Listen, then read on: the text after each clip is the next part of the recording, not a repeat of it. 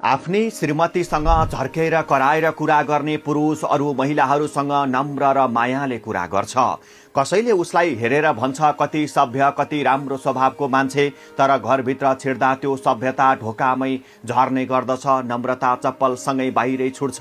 श्रीमतीसँग बोल्दा शब्द होइन आवाज चर्किन्छ, माया होइन आदेश झर्छ, सम्झाइ होइन कर्का पर्छ। उसले बिर्सन्छ जसले उसको नाम भन्दा पहिला उसको पीडा बुझ्छे, जसले उसको रिस सहेर घरमा शान्ति रोप्छे, त्यही श्रीमती हो। अरू महिलासँग ऊ मुस्कुराउँछ, बिस्तारै बोल्छ, आदर देखाउँछ, किनकि त्यहाँ डर हुन्छ समाजको इज्जतको, मान्छेले के भन्लान् भन्ने डर। तर श्रीमतीसँग उहाँलाई त आफ्नै ठानिन्छ, त्यसैले चोट दिन पनि छोट ठानिन्छ। कहिल्यै सोच्दैन घरभित्र रोएको मन घर बाहिरको हाँसो भन्दा कति गहिरो हुन्छ भनेर।